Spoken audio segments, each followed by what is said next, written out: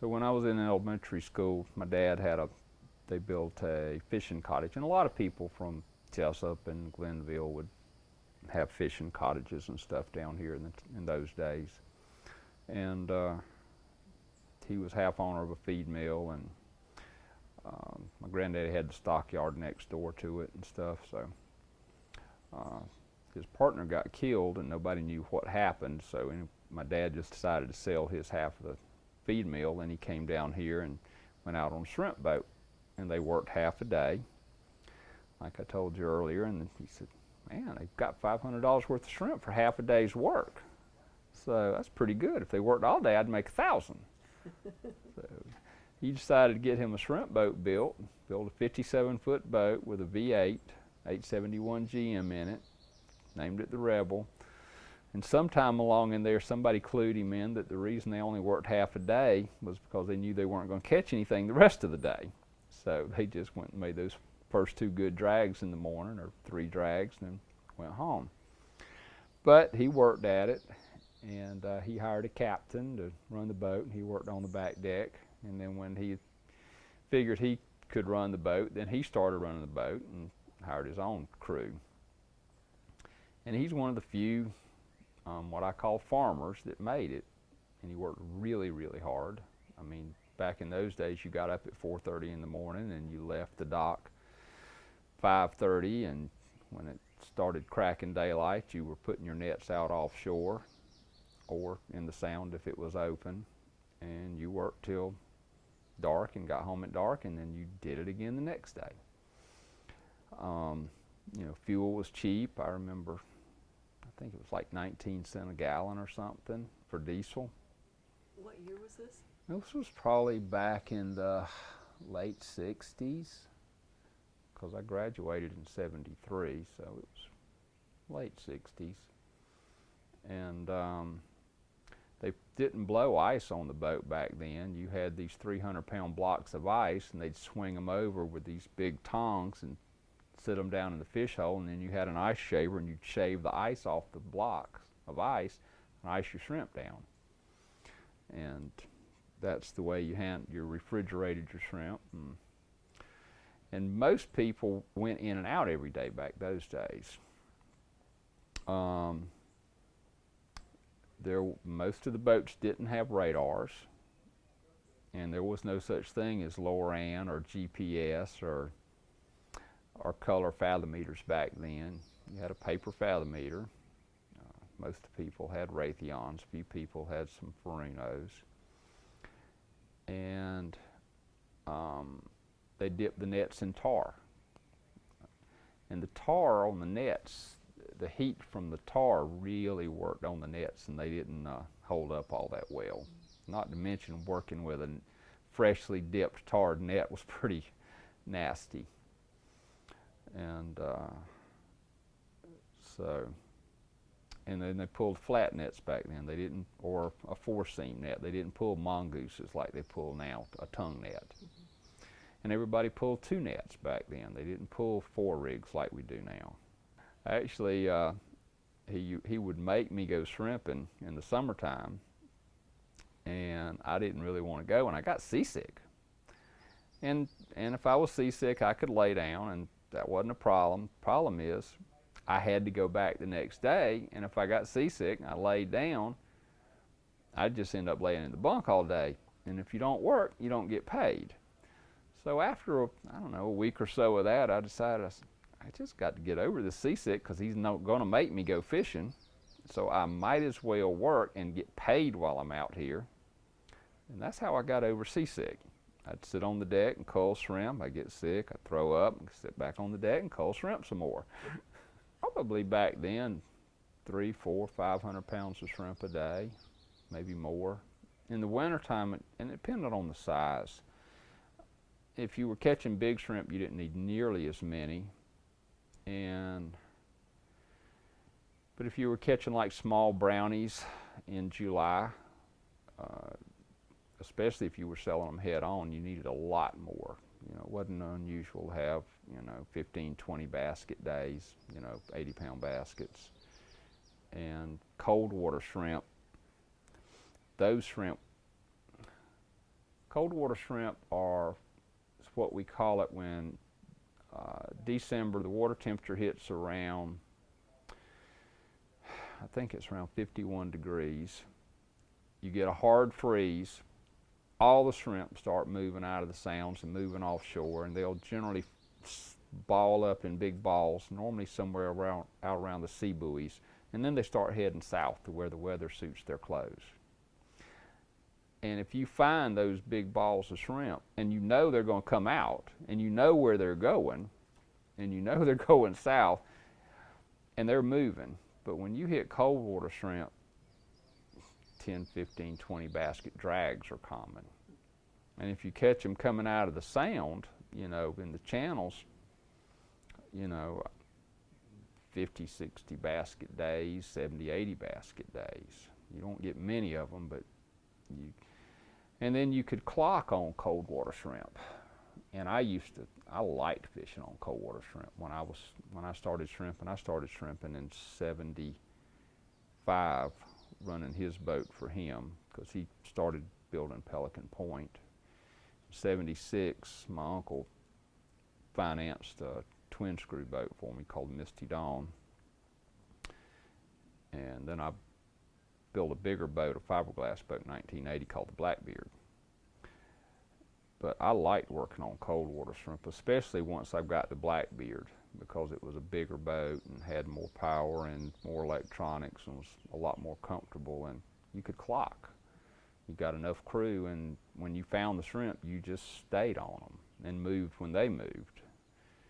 And we'd go out and catch, you know, 100, 150 baskets of shrimp and 3 or 4, 5 clocks. Just drag till we couldn't go anymore. And your a clock Is when you're dragging 24 hours a day. Okay. We used to do it when we went to the Gulf of Mexico off Louisiana. When we left the dock, Blackbeard held 6,800 gallons of fuel, and I could burn about over 5,000 of it, and then I couldn't see fuel in my sight glasses anymore. And we would just go out and just drag day and night for, you know, 8, 10 days, or till we couldn't see fuel in any of the sight glasses, and then we knew we had enough fuel to get back to the dock. Normally you like to drag 1.5 hours to 3 hours normally. In the Gulf, if we had good clean bottom and we were going to clock, we'd try to make like 5-hour drags, because you never stop. See, only thing you could do was try to catch like a 2 or 3 hour nap a couple of times in a clock. And once you get in that rhythm, you can do it, but it's tough to get in that rhythm. Had you seen a shift in the amount of shrimp that you could catch in one day? Not so much a shift in the amount of shrimp, but it was imports were taking their toll on prices. And fuel was going up, insurance was going up, all the maintenance costs were going up. It's hard to get help, good help. So all your costs were going up, but your product wasn't going up. It was getting harder. It was definitely getting harder. And we caught some rock shrimp at a time, and for what, I mean, we sold rock shrimp for 30 cents a pound with the head on. You've got to catch a lot of stuff when you're selling it for 30 cents a pound. 50 cents was a really good price. And then the freezer boats came in, and people, they wanted freezer shrimp because they got a better yield out of a frozen rock shrimp than a fresh. But I still could make money myself, but when I put somebody on the boat, that didn't work. It lost money from the time I got off. I mean, I either had them, they'd either tear up the boat or they'd steal if they did catch something, or they couldn't catch a goldfish in a bathtub. It was one of the three.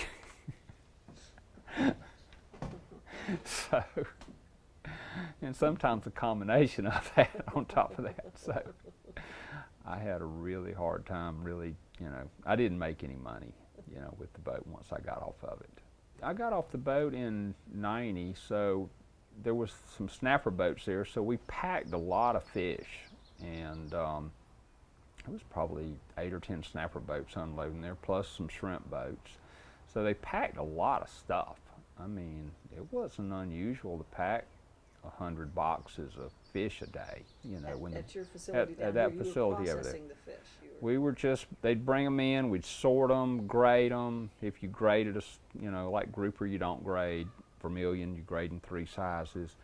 And just ship them wherever they needed to go. Either the Canadians were coming in and picking them up, or you'd ship them to New York. And I didn't know fish that well, and I would ship fish on Monday, knowing they're going to get to New York Wednesday morning at 1 o'clock in the morning, and I didn't want to answer the phone when I got to work on Wednesday because I'd be getting a call from New York that they were just raising Cain because the quality of the pink snapper was bad. And I thought, these guys telling me these fish were fine. And you know, I'd pick it up and look at it and not know if it was really fine or not fine. And after a while, I just got to the point where I told those guys, I said, look, if they cut my ticket, I'm cutting your ticket. So you can tell me it's fine or not, but this isn't getting it anymore. We're not doing this anymore. So I, again, learned the hard way. And then they started bringing in a better quality fish, so I've seldom had that problem again. Well, the way the management is done, you can't figure out a business plan. When I bought my boats, 2002 and 2003, we were catching vermilion snapper, 1 to 2 pound fish. Spawn and stock ratios were good. We'd been catching, the fleet was under limited entry, so there wasn't a bunch of new people getting in it. They'd been landing the same amount of fish, give or take a couple of 100,000 pounds for ever. I mean, years and years and years, 10, 15 years. They'd stopped roller rigging, which killed a lot of the really small vermilion. It was, to me, as a stable fisheries you'd ever want to see. Within 5 years, the scientists said they're overfished, and they cut the tack by 30%. So now we get to catch vermilion about 5 months out of the year, and that's our bread and butter fish. That and grouper. Grouper have a 4-month spawning closure now. So when vermilion open in July, and it will probably close sometime in September, that is going to be the only part of the year that we can catch and keep everything that we catch. And even then we can't keep red snapper. But commercial guys generally never targeted red snapper anyway. They'd catch a box or two, but they never targeted them. Especially some of the recreational people say, we pay $10 a pound for when we go catch fish. So we should be able to go catch whatever we want, and because we pay more money for it. We dump more money in the economy than you do. But we have a philosophical difference of opinion. I seem to have that a lot. But to me it's a natural resource. And as a natural resource, recreational have a right to their share. And it's not that the commercial people necessarily have a right, but the commercial people catch fish for all of the public that either cannot or does not want to go and personally catch their own fish. Their taxes are paying for the law enforcement, for the scientists, for the management councils. Their taxes are paying for it too. That's their resource too.